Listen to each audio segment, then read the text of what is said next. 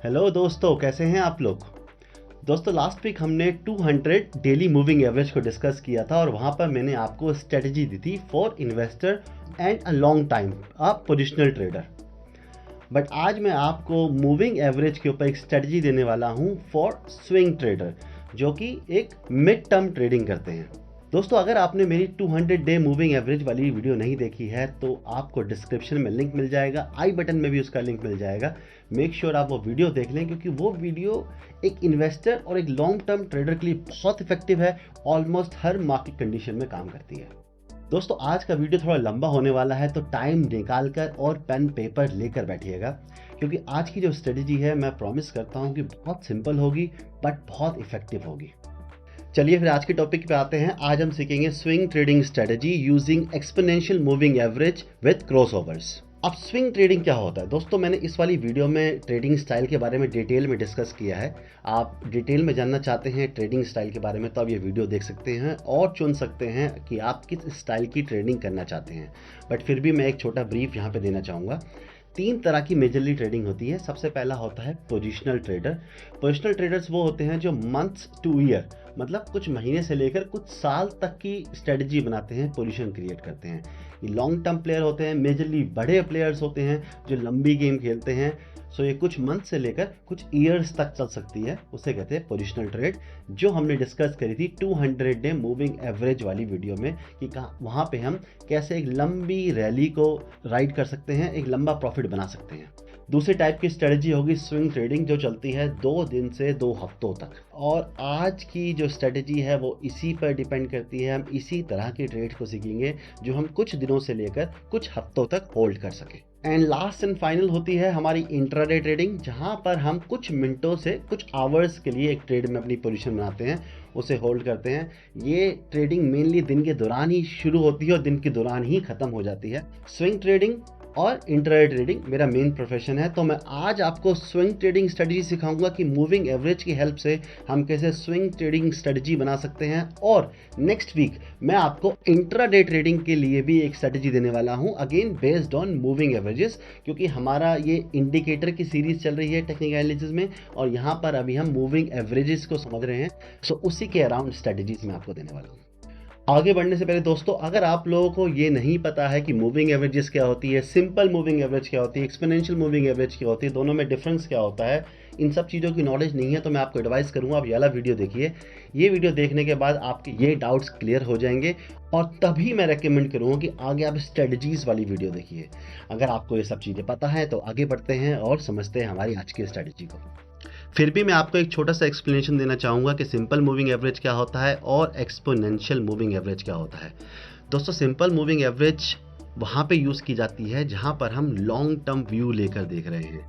Simple moving average में price का जो एवरेज कैलकुलेट होता है वो हर डे सेम होता है। मान लीजिए मैंने 50 सिंपल मूविंग एवरेज लगाई, तो वो लास्ट 50 डेज़ का मुझे एवरेज प्राइस कैलकुलेट करके देगा और उसमें हर डे के प्राइस को इक्वल वेटेज देकर एक एवरेज प्राइस निकाला जाएगा। एक्सपोनेंशियल मूविंग एवरेज में थोड़ा अलग तरीके से कैलकुलेशन होती है। एक्सपोनेंशियल मूविंग एवरेज में अगर हम 50 डे ईएमए का इंडिकेटर लगाते हैं तो वहाँ पर जो 50th डे है, जो लेटेस्ट डे है, आज का दिन है, उसको सबसे ज़्यादा इंपॉर्टेंस दी जाएगी, सबसे ज़्यादा वेटेज दी जाएगी। फिर उससे कम दी जाएगी 49th डे को, फिर 48th डे को, 47th डे को, ऐसे करते करते पीछे जाते जाते उनकी इंपॉर्टेंस कम होती जाती है। तो इसी को कहते हैं एक्सपोनेंशियल मूविंग एवरेज, जहाँ पे हम प्रेजेंट डे के प्राइस मूवमेंट को ज़्यादा वैल्यू देते हैं। और दूसरी होती है सिंपल मूविंग एवरेज या डेली मूविंग एवरेज या सिर्फ मूविंग एवरेज, जहाँ पर हम जो भी मूविंग एवरेज निकाल रहे हैं, जितने भी दिनों की, जितने भी पीरियड की, उसमें हर एक बार को, हर एक कैंडल को इक्वल वेटेज, इक्वल इंपॉर्टेंस दी जाती है। ये मैंने ब्रीफ में बताया है, डिटेल्ड मैंने इस वीडियो में दे रखी है कि आप कैसे समझ सकते हैं पूरी कैलकुलेशन पूरे मेथड के साथ। दोस्तों, मूविंग एवरेजेस का जो यूज़ किया जाता है मोस्टली वो यूज़ किया जाता है ट्रेंड पहचानने के लिए। अब यहाँ पे मैं आपको स्क्रीन पे लेके चलता हूँ और यहाँ पर एक बार समझाता हूँ कि किस तरह से पहचाना जाता है ट्रेंड मूविंग एवरेज के थ्रू। मैं एक बार स्क्रीन रिकॉर्डिंग ऑन कर लेता हूँ अपनी। दोस्तों, यहाँ पे मैं आपके लिए 4 तरह की मूविंग एवरेज ले रहा हूँ, तो 4 कलर ले लेते हैं। जैसे पहली हमने ले ली 20 मूविंग एवरेज ग्रीन कलर से, देन ब्लू से ले ली हमने 50 moving average, then next red से ले ली हमने 100 मूविंग एवरेज, और देन येलो से ले ली हमने 200 मूविंग एवरेज। तो हम ट्रेंड कैसे समझते हैं? देखिए, ट्रेंड को बुलिश हम तब कहेंगे जब ये, आप मान लीजिए ये सारी मूविंग एवरेज है, ये 200 की मूविंग एवरेज जा रही है, उसके बाद हमारी ये 100 की मूविंग एवरेज जा रही है, ये 50 की मूविंग एवरेज जा रही है, और उसके बाद हमारी ये 20 की मूविंग एवरेज जा रही है, और यहाँ पे प्राइस ऐसे ऐसे चल रहा है। तो अगर छोटी moving average, small moving average ऊपर चल रही हो बड़ी मूविंग एवरेज से, तो हम कहेंगे कि प्राइस बुलिश है, प्राइस अप ट्रेंड में है, स्टॉक अप ट्रेंड में है, या इंडेक्स अप ट्रेंड में है, जहाँ पे भी हम लगा रहे हैं। दोस्तों, चार्ट पे मैं लगा के समझाऊंगा, आपको वहाँ बेहतर समझ में आएगा। मैं सिर्फ एक एग्जांपल दे रहा हूँ।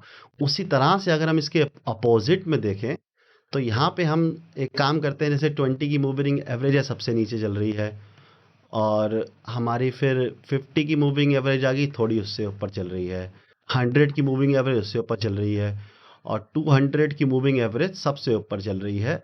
तो अगर इस तरह का सिनेरियो दिखता है, देखिए बिल्कुल एक्यूरेट, मैं इसी सिनेरियो की बात नहीं कर रहा हूँ, एक आइडिया दे रहा हूँ आपको। अगर छोटी मूविंग एवरेज बड़ी मूविंग एवरेज के नीचे चल रही है, तो मतलब यहाँ पे ट्रेंड जो है बेयरिश है। इस तरह से कुछ ट्रेंड के बारे में पता लगाने के लिए मूविंग एवरेज को यूज़ किया जाता है। इसका बिल्कुल मतलब नहीं है कि ऐसा ही हमने लिख लेना है, पत्थर की लकीर मान लेना है, उस तरह से फॉलो करना है।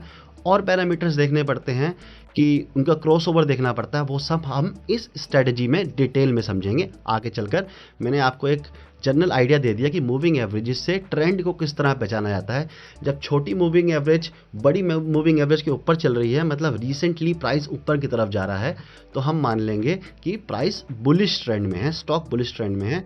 और वहीं अगर छोटी मूविंग एवरेज नीचे चल रही है बड़ी मूविंग एवरेज के, मतलब पिछले प्राइस के मुकाबले करंट प्राइस डाउनवर्ड कंडीशन में है, डाउनवर्ड साइड है, तो हम उसे बेयरिश ट्रेंड की तरह मान लेते हैं। आज की मेरी स्ट्रेटजी भी इसी क्रॉसओवर के ऊपर बेस्ड है। यहाँ पे मैं दो तरह की मूविंग एवरेज लेने वाला हूँ, 22 moving average and 44 moving average. दोनों ही एक्सपोनेंशियल मूविंग एवरेज रहेगी, मतलब EMA रहेगी। अब आप सोच रहे होंगे, सर आपने ये दो मूविंग एवरेज क्यों ली है? बिल्कुल, देखिए, कुछ लोग 20-40 लेते हैं, कुछ लोग 20-50 लेते हैं, कुछ लोग 30-60 लेते हैं। सबके लिए अपने अपने हिसाब से वर्क करता है।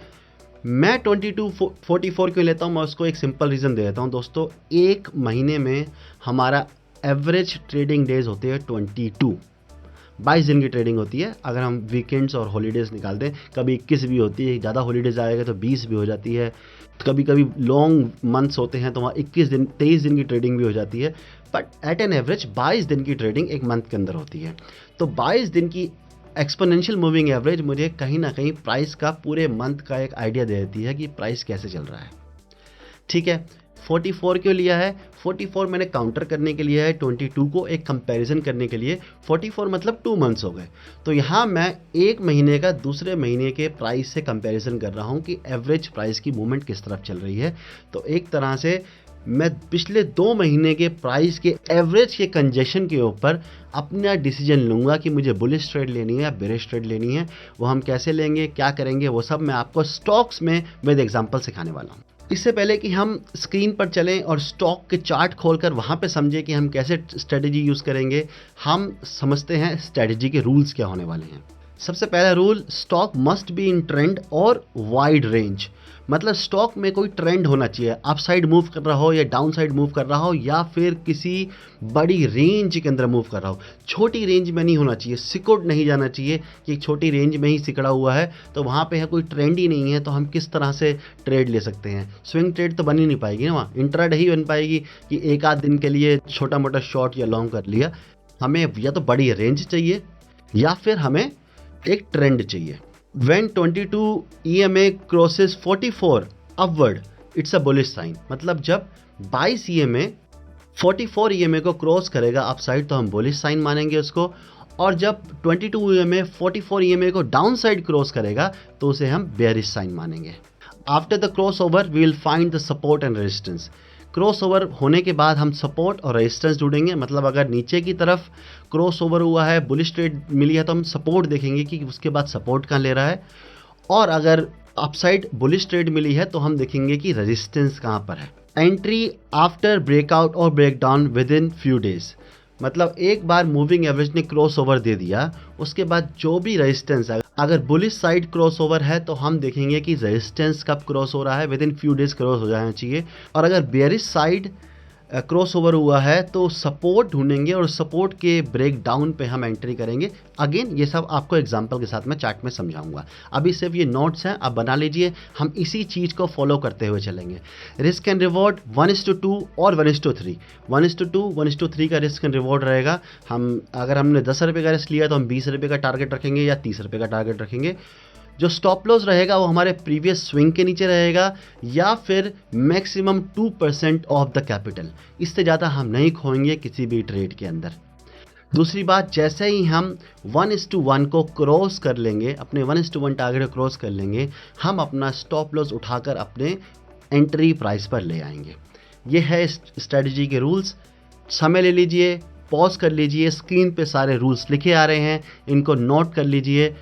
नहीं तो पूरी वीडियो देखने के बाद एक बार दोबारा देखकर इस नोट्स, इनके स्ट्रेटजी के नोट्स जरूर बना लीजिएगा, क्योंकि जब आप लाइव मार्केट में ट्रेड करेंगे तो इन नोट्स से आपको काफ़ी हेल्प मिलने वाली है, क्योंकि वहाँ पर हम रूल्स भूल जाते हैं, हम इमोशनली एग्रेसिव होकर कहीं पे भी कुछ भी ट्रेड ले लेते हैं, मतलब प्रीएम्प्ट करने लग जाते हैं कि हाँ ये हो जाएगा, पहले ही घुस जाते हैं, जबकि प्राइस को अपना काम करने नहीं देते। चलिए आगे बढ़ते हैं और हम चलते हैं स्टॉक्स के चार्ट पर और स्ट्रेटजी को अप्लाई करते हैं और देखते हैं कि स्ट्रेटजी कैसा परफॉर्म कर रही है। मैं साथ साथ यहाँ पे नोटबुक में नोट करता जाऊँगा कि हमें किसी भी स्टॉक में कितने पॉइंट्स का स्टॉप लॉस हुआ, टोटल कितने पॉइंट मिले, हम ट्रेडिंग करते तो हम कितने प्रॉफिट या कितने लॉस में जाते हैं। चलिए हम स्टॉक्स पे चलते हैं, अपनी स्टॉक की लिस्ट पे चलते हैं और मैंने कुछ स्टॉक्स आइडेंटिफाई कर रखे हैं जहाँ पर मैंने कुछ ट्रेड्स लिए हैं, मतलब इन स्टॉक्स में मैं पर्सनली ट्रेड करी है मैंने, तो वो स्टॉक्स मैंने निकाले हैं। दोस्तों हम स्क्रीन पे आ गए हैं और हम डेली चार्ट फॉलो करेंगे। ये 1 डे का चार्ट है और डेली चार्ट के हिसाब से ही, क्योंकि स्विंग ट्रेडिंग है तो 1 आवर या 1 डे का चार्ट लगाते हैं, लेकिन मैं मूविंग एवरेज यूज़ कर रहा हूँ 22 एंड 44, तो मैं डेली चार्ट को यूज़ करूँगा। ये चार्ट है लॉर्सन एंड टर्बो का, LNT का चार्ट है और यहाँ पर हम कुछ पीछे चलते हैं और 1 ईयर पीछे चलते हैं और देखते हैं कितनी अपॉर्चुनिटी मिली। अभी हमारा चल रहा है नवंबर 2024, तो नवंबर 2023 यहाँ पे चलते हैं। यहाँ पे ये आपको ग्रीन वाली लाइन दिख रही है, ये है 22 EMA, और जो आपको ये रेड वाली लाइन दिख रही है, जो मूविंग एवरेज वाली लाइन जा रही है, ये है 44 EMA। तो रेड वाली बड़ी है, ग्रीन वाली छोटी मूविंग एवरेज है, और हमने कहा था जब छोटी मूविंग एवरेज बड़ी मूविंग एवरेज को क्रॉस करेगी अप साइड तो हम बुलिश हो जाएंगे, हमारा यही रूल था। तो यहाँ पे देखेंगे तो यहाँ पर एक क्रॉस ओवर आया है, ठीक है। यहाँ पे हमारी 22 EMA ने 44 EMA को क्रॉस किया है। उसके बाद क्या करेंगे, उसके बाद हम देखेंगे रेजिस्टेंस। देखिए रेजिस्टेंस, ये पिछली रेजिस्टेंस थी और दोबारा यहीं पे प्राइस ने रुका है और प्राइस रुक के यहाँ पे निकला है और यहाँ हुआ है ब्रेकआउट, तो हमारी यहाँ पे हो जाएगी एंट्री इस एरिया में, ठीक है। हमारी एंट्री हो गई। अब हम हमारा यहाँ पे लगा लेते हैं, हमने लॉन्ग पोजीशन बनाई है इस कैंडल के अंदर, इस कैंडल के मिडिल में कहीं पे लगा लिया है। हमारा स्टॉप लॉस हो जाएगा ये लास्ट स्विंग, इससे थोड़ा सा नीचे, और हमारा टारगेट होगा 1:3। पहले 1:1 देखते हैं कहाँ पे है। यहाँ पे हमें 1:1 मिल गया है, तो यहाँ से हम अपना स्टॉप लॉस यहाँ शिफ्ट कर देंगे जब इस प्राइस पे पहुँचेगा। मतलब ये स्टॉक में हम एंट्री करी है हमने 1708 रुपये में और हम पहुंच गए यहाँ पे 1785-80 के आसपास, तो हमने हमारा स्टॉप लॉस यहाँ पे शिफ्ट कर दिया। अब हमें 1:3 प्रॉफिट चाहिए, 1:3 मिल गया। देखिए यहाँ पे हमें 1:3 प्रॉफिट मिल गया स्ट्रेट के अंदर। हमने एंट्री करी है करीब करीब 1708 रुपये में, रफली 1710 ले लेते हैं, और हमने एग्जिट किया है 1943 माइनस 17110, तो हमें यहाँ पर 283 पॉइंट मिले हैं LNT में, ठीक है। आगे चलते हैं, हमें क्या अपॉर्चुनिटी मिली है। अभी कुछ नहीं हुआ, देखिए वही ट्रेंड चल रहा है। किसी ने और लंबा टारगेट 1:4 1:5 रखना है, जो अपने हर स्विंग के नीचे अपना स्टॉप लॉस ट्रेल करते आते हैं, तो उनको तो एक लंबी राइड मिल गई। अब यहाँ पे एक बार दोबारा यहाँ पे क्रॉस ओवर मिला, दोबारा एक अपॉर्चुनिटी मिली, इसके नीचे आया, प्राइस भी नीचे आया मूविंग एवरेज के, और प्राइस नीचे आने के बाद मूविंग एवरेज भी नीचे आई और यहाँ पे क्रॉस ओवर हुआ। रेजिस्टेंस भी यहीं पे ही है, देखेंगे दोस्तों आप, तो देखिए पुराना रेजिस्टेंस यहीं से सेलिंग आई है इस वाले एरिया से, और यहाँ पर एक डब्ल्यू पैटर्न भी बना है। ये सारे पैटर्न्स मैं आपको सिखा चुका हूँ टेक्निकल एनालिसिस की हमारी सीरीज़ में, जहाँ पर मैंने चार्ट पैटर्न्स की पूरी सीरीज़ बना रखी है और हर तरह के chart pattern, candle stick pattern मैंने सिखा रखे हैं। वहाँ पे मैंने डब्ल्यू पैटर्न, जिसे डबल बॉटम कहते हैं, ये भी सिखाया है। तो हमें ये पैटर्न भी मिला है, मूविंग एवरेज का क्रॉसओवर हुआ है, इस कैंडल में हमारी एंट्री हो गई है। अब हम देखते हैं कि हमें टारगेट मिला है या स्टॉप लॉस मिला है या कॉस्ट निकल गए। हमने यहाँ कहीं पे एंट्री करी, हमारा स्टॉप लॉस हो जाएगा यहाँ पर इस स्विंग के नीचे, और हमारा 1:3 कहाँ मिलेगा हमें, 1:3 मिल गया। कितना भी ले लो 1:3 पे ही चलो हम रुक जाते हैं, ज़्यादा लालच नहीं करते हैं यहाँ पर। बाकी तो स्टॉक अभी तक चल रहा है, अभी तक टारगेट ही मिलते जा रहा है। तो देखिए, तो एक्सपीरियंस के ऊपर है। आपको एक्सपीरियंस हो गया, आपने अच्छे पॉइंट्स कमा लिए। पिछली बार आपने 283 पॉइंट्स कमाए थे इसी स्टॉक में, तो इस बार आप और लंबा होल्ड कर सकते हैं, उसे और जाने देते हैं। जैसे जैसे स्विंग आप इस तरह से भी कर सकते हैं। मैं आपको इसमें एक तरीका बता देता हूँ, अगर किसी को करना है तो। बाकी 1:3 is a good risk and reward, कोई डाउट नहीं है। जैसे जैसे ये स्विंग बनते जा रहे हैं, तो इनके नीचे स्टॉप लॉस शिफ्ट करते जाएं, अपने शिफ्ट करते जाएं।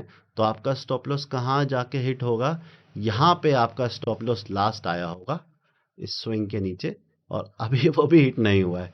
तो अभी भी ट्रेड में मैं निकल चुका हूँ। मैंने वो ट्रेड ली थी, लेकिन मैंने 1:3 का टारगेट रखा था। 1:3 थोड़ा ज़्यादा ही निकला था, क्योंकि ये वाली जो कैंडल है, यहाँ पे देखेंगे तो ग्रीन कैंडल, बड़ी ग्रीन कैंडल बनी थी। तो ये थोड़ी इसी एरिया में कहीं पर मैंने एग्जिट किया था, मुझे अब याद भी नहीं है, तो क्योंकि इसको टाइम भी हो गया। तो यहाँ पे हमें LNT में कितने पॉइंट्स मिले हम देख लेते हैं एक बार। हमने 2558 पे एग्जिट किया है और हमारी एंट्री थी 2263।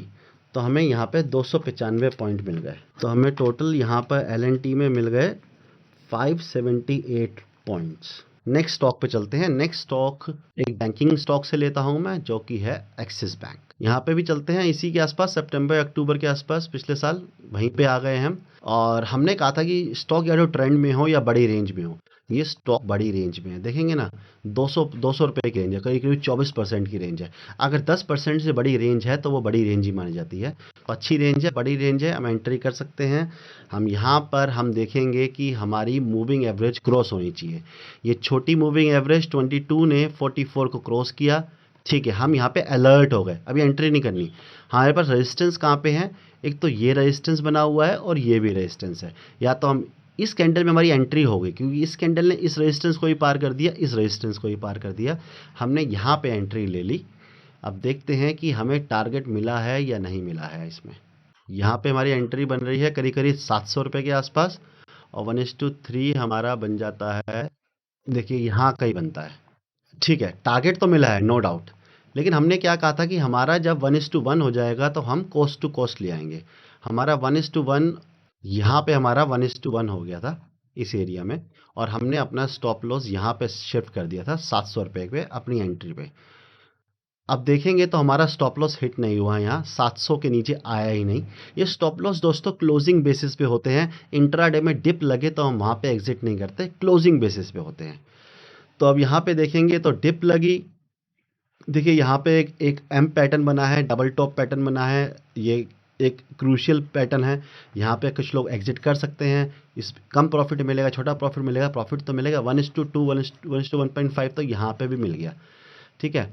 उसके बाद आपको यहाँ पर 1:3 भी मिल गया है without hitting the stop loss. तो हमें एक्सिस बैंक में कितने पॉइंट मिले हमारी फर्स्ट ट्रेड में, 700 पे एंट्री किया था, 900 के आसपास एग्जिट किया था, 200 पॉइंट हमें यहाँ पर मिल गए। अभी तक स्टॉप लॉस नहीं हुआ, स्टॉप लॉस भी होना चाहिए, मेरा तो स्टॉप लॉस हुआ था तो देखते हैं कौन सी स्टॉप लॉस वाली ट्रेड मिलती है। अच्छा ठीक है, यहाँ पर एक शॉर्ट की अपॉर्चुनिटी मिली है, शॉर्ट की अपॉर्चुनिटी भी रखेंगे हम दोस्तों। यहाँ पे देखेंगे हम कि यहाँ पर छोटी मूविंग एवरेज ने बड़ी मूविंग एवरेज को डाउन साइड क्रॉस किया, हम यहाँ पे अलर्ट हो गए। अलर्ट होने के बाद बेस कहाँ है, ये है सपोर्ट, और ये सपोर्ट को यहाँ पे ब्रेक कर दिया है, और हमारा स्टॉप लॉस हो जाएगा यहाँ पर। आई होप दोस्तों आप लोग समझ रहे होंगे। यहाँ पर हम अलर्ट होए, अलर्ट होने के बाद हमने देखा कि सपोर्ट कहाँ है, सपोर्ट यहाँ पे निकल के आ रहा है। पिछली बार यहीं से स्टॉक चला था और इस बार भी यहीं से ऊपर भागा था। एक सपोर्ट मिल गया, नीचे आया, सपोर्ट ब्रेक हुआ, हम एंट्री कर लेंगे अपने रूल के हिसाब से। हमने एंट्री करी, हमारा स्टॉप लॉस जो बनता है वो लास्ट स्विंग के ऊपर बनता है, तो यहाँ 900 के ऊपर हमारा स्टॉप लॉस बनेगा। अब देखते हैं कि हमारा स्टॉप लॉस हिट हो रहा है नहीं हो रहा है। स्टॉप लॉस तो ऑब्वियसली हिट हो गया, उसके अंदर साफ दिख रहा है। एग्जिट के कई चांसेस मिले, तो हमने यहाँ पर हमने एंट्री करी है। यहाँ पर हमारा स्टॉप लॉस है, यहाँ पर टारगेट तो देखने वाली बात ही नहीं है, अचीव ही नहीं हुआ। तो इस कैंडल ने हमारा स्टॉप लॉस हिट कर दिया और क्लोजिंग बेसिस पे 910 पे ये क्लोज हुई है कैंडल। तो इस कैंडल ने, इस वाली कैंडल को आप देखेंगे, इस कैंडल ने हमारा स्टॉप लॉस हिट किया है दोस्तों, इस वाली कैंडल ने, क्योंकि ये इस हाई के ऊपर जाकर क्लोज हुई है। कितने पे क्लोज हुई है ये 910 पे आसपास क्लोज हुई है कैंडल। ठीक है, हमारी एंट्री कितने थी 835 के आसपास, 910 है ना, हाँ 911 की क्लोजिंग है, तो मान लेते हैं 911 माइनस 835, तो हमने यहाँ पे नुकसान हुआ 76 पॉइंट का, हमने यहाँ पर नुकसान ले लिया। कोई बात नहीं, 200 कमाए हैं ना, 76 चले भी गए तो क्या दिक्कत है। आगे बढ़ते हैं और दूसरी अपॉर्चुनिटी ढूंढते हैं, और अपॉर्चुनिटी यहीं खड़ी है हमारे पास, यही लगता है हमें वापस हमारा प्रॉफिट दे देगी।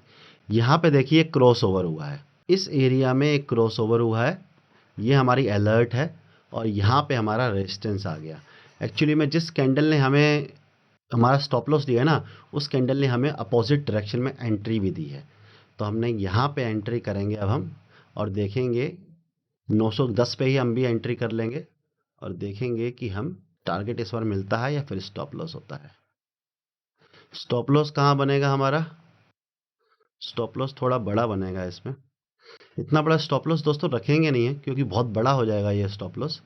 ये करीब करीब या तो क्वांटिटी बहुत कम करनी होगी, 58 पॉइंट्स का स्टॉप लॉस हो जाएगा, बड़ा हो जाएगा। बाकी ठीक है, स्विंग तो यही है लास्ट, ठीक है कोई दिक्कत नहीं है। स्टॉप लॉस यही रखते हैं और देखते हैं कि हमें टारगेट मिला है या नहीं मिला है। स्टॉप लॉस भी हिट नहीं हुआ है, टारगेट भी नहीं मिला है, तो हम मान लेते हैं कि हम यहाँ कहीं पे हमने एग्जिट कर लिया। छोटा टारगेट ले लेते हैं कि ठीक है हमने यहाँ कहीं पे एग्जिट कर लिया, यहाँ पे एग्जिट कर लिया, ज़्यादा बड़ा भी नहीं रखते। 91 पॉइंट यहाँ मान लेते हैं, हमें 76 रुपीज़ मिले, हमने एग्जिट कर लिया। 76 रुपीज़ कहाँ पे हो जाते हैं हमारे, जो हमें स्टॉप लॉस हुआ है हमें पूरा वो मिल गया, हमने एग्जिट कर लिया, यहाँ पे एग्जिट कर लिया कहीं पे। तो 76 वहाँ पे नुकसान हुआ था, 76 यहाँ पे हमने दोबारा ले लिए, और हमारा एक्सिस बैंक में 200 पॉइंट का प्रॉफिट है, 578 पॉइंट का प्रॉफिट हमारा है LNT में। ठीक है, 2 स्टॉक्स हो गए। एक आध स्टॉक और देख लेते हैं दोस्तों, एक ऑटो स्टॉक देखते हैं। ऑटो स्टॉक अच्छा ट्रेंड कर रहे हैं कुछ टाइम से। ठीक है, देखिए ट्रेंडी स्टॉक है, वही चलेंगे अपना 2023 के आसपास। इस एरिया में हमें एक क्रॉस ओवर मिला है। ठीक है, इस एरिया में क्रॉस ओवर मिलने के बाद यहाँ पर हमें देखना है रेजिस्टेंस, और रेजिस्टेंस निकल के आती है ये एरिया। आप देखेंगे हमें एंट्री नहीं मिली इस एरिया में, रेजिस्टेंस कभी क्रॉस ही नहीं हुई ये वाली, यहीं से रेजिस्टेंस से ही स्टॉक वापस आ गया। कोई बात नहीं, यहाँ पे फिर अलर्ट हो गए हम कि यहाँ पे फिर आया मूवमेंट, और यहाँ पे हमने अपना एंट्री लगा दी, और इस कैंडल में हमारी यहाँ पे एंट्री हो चुकी है। यहाँ पे रेजिस्टेंस क्रॉस हो चुका है। अगर हमने यहाँ पे एंट्री करी है, थोड़ा स्टॉप लॉस बड़ा है दोस्तों, जहाँ पे स्टॉप लॉस बड़ा हो जाए ना वहाँ पे क्वांटिटी कम कर लेनी चाहिए, थंब रूल है ये, सीधा सीधा सीधा सीधा स्टॉप लॉस हमारा यहाँ पे आता है। 1:3 का टारगेट चाहिए हमें, 1:3 का टारगेट देखेंगे तो हमारा इस एरिया में हमें 1:3 का टारगेट मिल गया है। तो यहाँ पे हमारी एंट्री कहाँ पे हुई थी, ये है हमारा TVS मोटर। हमने एंट्री करी है 694 पर, और हमने एग्जिट किया है 1021 पर। तो यहाँ पे भी 327 पॉइंट मिले। अगर मैं आपसे डिस्कस करूँ, जो भी हमने अभी एक डेमो ट्रेड देखी है वहाँ पर LNT में हमें मिले हैं 578 पॉइंट्स, एक्सिस में हमें मिले हैं, स्टॉप लॉस भी हुआ था हमारा एक वहाँ पे एक 200 पॉइंट्स, और TVS मोटर्स में हमें मिले हैं 327 पॉइंट्स, और हमारा टोटल यहाँ पे जो निकल के आ रहा है वो है हमारा 1105 पॉइंट्स का। तो दोस्तों यहाँ पर हमने बिल्कुल आराम से देखा कि हम किस तरह से बिना कोई टेंशन के सिंपल रूल्स को फॉलो करते हुए ट्रेड लेते हैं तो हमें अच्छे प्रॉफिट मिलते हैं। स्विंग ट्रेडिंग स्ट्रेटजी है, कुछ दिनों से कुछ हफ्तों तक चलने वाली है, तो पेशेंस भी है। दूसरा, स्विंग ट्रेडिंग स्ट्रेटजी का फ़ायदा ये होता है कि यहाँ पर हमारे ट्रेड चार्जेस बहुत कम हो जाते हैं, क्योंकि हम बहुत कम ट्रेड लेते हैं, मौका आने पे ही ट्रेड लेते हैं। मेरी टेस्टेड स्ट्रेटजी है। अगर जो मेरे रूल बताए हैं उस हिसाब से फॉलो करोगे, अच्छे लिक्विड स्टॉक में, ब्लू चिप स्टॉक्स में ट्रेड करोगे। ये मिड कैप स्मॉल कैप में मैं एडवाइस नहीं करूँगा, मैं उनमें ट्रेड ही नहीं करता हूँ दोस्तों। तो मैं निफ्टी 50 से बाहर ट्रेड ही नहीं करता हूँ। मेरी जितनी भी ट्रेड होती है वो निफ्टी 50 के अंदर के स्टॉक्स में ही होती है, उसके बाहर के स्टॉक्स को मैं देखता ही नहीं हूँ। इन्वेस्टिंग करता हूँ, स्मॉल कैप में भी करता हूँ, मिड कैप में भी करता हूँ, इन्वेस्टिंग करता हूँ, ट्रेडिंग नहीं करता हूँ, क्योंकि मैं लिक्विडिटी को प्रायोरिटी देता हूँ। और इसलिए मैं आप लोगों को एडवाइस करूंगा कि निफ्टी 50 के शेयर्स ही ट्रेड करें इस स्ट्रेटजी से, और सारे रूल्स को फॉलो करें। कुछ साइकोलॉजिकल पॉइंट यहाँ बताना चाहूँगा दोस्तों मैं आपको। पहली बात, it is easy on the past chart. पुराने चार्ट में जैसे मैंने आपको बता दिया बहुत इजी लगता है, ऐसा लगता है कि अरे कमाल की स्ट्रेटजी है, इतना पैसा, इतना प्रॉफिट, बहुत सिंपल है, बहुत इजी है। बट जो हमें ट्रेड लेनी है, जो ऑर्डर पंच करने हैं, वो पास्ट के चार्ट पर नहीं, आज के करंट चार्ट पे ऑर्डर पंच करने हैं, और वहाँ पर परेशानियाँ आती है। इतना सिंपल नहीं होता है। स्टॉप लॉस भी हिट होंगे, टारगेट भी मिलेंगे, बट उसी को प्रॉफिट होगा जो डिसिप्लिन होगा, सारे रूल्स फॉलो करेगा, टिक बाय टिक ट्रेड लेगा, टिक बाय टिक अपने स्टॉप लॉस ट्रेडिंग रूल्स को फॉलो करेगा। अपनी बैक टेस्ट करें, जिस भी स्टॉक में ट्रेड करना चाहते हैं 4, 5, 10 स्टॉक्स अपने निकालें, बैक टेस्ट करें पिछले 3 से 4 साल का डेटा, कि वहाँ पर ये 22, 44 EMA ने कैसा रिस्पॉन्स दिया है, क्या ओवरऑल प्रॉफिटेबल रही है, लॉस में रही है, ब्रेक इवन पे रही है। आपका बैक टेस्ट अगर आपको पॉजिटिव रिजल्ट देता है तभी ट्रेड करें, अदरवाइज और दुनिया में बहुत सारी स्ट्रेटजी है, बहुत सारे सेटअप है। मैं खुद इतने सारे सेटअप दे चुका हूँ आपको, और भी आगे जाके सेटअप दूंगा, वो भी फॉलो कर सकते हैं। बट अभी के लिए बैक टेस्ट जरूर करें इससे पहले कि आप पैसा डालें, या फिर मैं और अच्छा एडवाइस करूं तो फ्रंट टेस्ट करें। मैं बैक टेस्ट से ज़्यादा फ्रंट टेस्ट करता हूं। मतलब अगर आपके पास 1 लाख रुपये से ट्रेड करने की गुंजाइश है तो 10,000 रुपये से 15-20 ट्रेड कर लीजिए, क्या जाएगा। 1 लाख रुपए की अगर आपका लेवल है ट्रेड करने का, तो 10,000 में से 1,000 2,000 का नुकसान होगा, 10 लाख में से 1-2 हज़ार का नुकसान होगा, तो वैसे ही आपको कोई फ़र्क नहीं पड़ने वाला है। तो ऐसे 10-10 हज़ार से प्रॉफिट्स भी होंगे, टारगेट भी मिलेंगे। 20-30 ट्रेड करके देख लीजिए। अगर आपकी ट्रेड्स अच्छी हैं, सक्सेसफुल है, स्ट्रेटजी काम कर रही है, तो फिर आप अपनी फुल क्वांटिटी से या धीरे धीरे क्वांटिटी बढ़ा के कर सकते हैं। 10 से किया, 20 से किया, 25 से, 50 से, फिर 1 लाख से शुरू कर दिया, इस तरह से भी कर सकते हैं। And most important, follow your stop loss. Trader बनना है स्ट्रेटजी में, इन्वेस्टर नहीं बनना है कि यार अच्छा स्टॉक है पड़ा इन द पोर्टफोलियो में, कभी ना कभी तो घूम के आ जाएगा।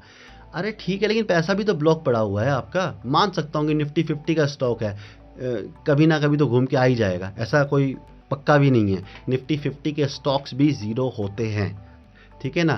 कोई इंडेक्स में पैसा नहीं लगाया आपने कि इंडेक्स बाउंस बैक कर ही जाएगा। ये स्टॉक्स है, कंपनीज में बहुत कुछ चलता है, लेकिन बाई चांस को ऐसा नहीं भी होता है, अच्छी कंपनी है, बाउंस बैक कर जाएगी, लेकिन पैसा भी तो ब्लॉक पड़ा है।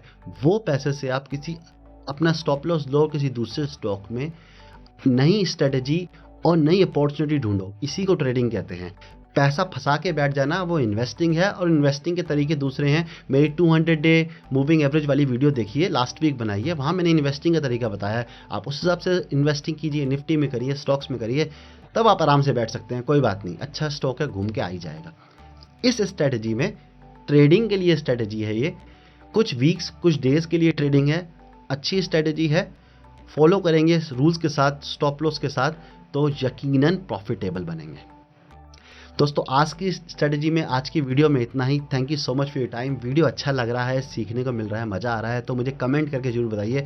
आपके कमेंट्स, छोटे छोटी बातें मुझे मोटिवेट करती है, और मैं कोशिश करता हूँ कि मैं अपनी बेस्ट, जो बेस्ट मुझे आता है वो बेस्ट मैं आपको सिखा सकूँ। लाइक जरूर कर दीजिएगा, आपके लाइक्स एक अलग तरह का मोटिवेशन देते हैं। आप लोग करते हैं, मेरी हर वीडियो में अच्छे लाइक्स आते हैं, तो मैं अप्रिशिएट करता हूँ, और उसको कंटिन्यू रखिएगा, उससे पीछे मत हटिएगा। चैनल पे नए हैं, सब्सक्राइब नहीं किया है तो सब्सक्राइब कर दीजिए। Thank you so much for your time. Have a nice day ahead. Tata, bye bye.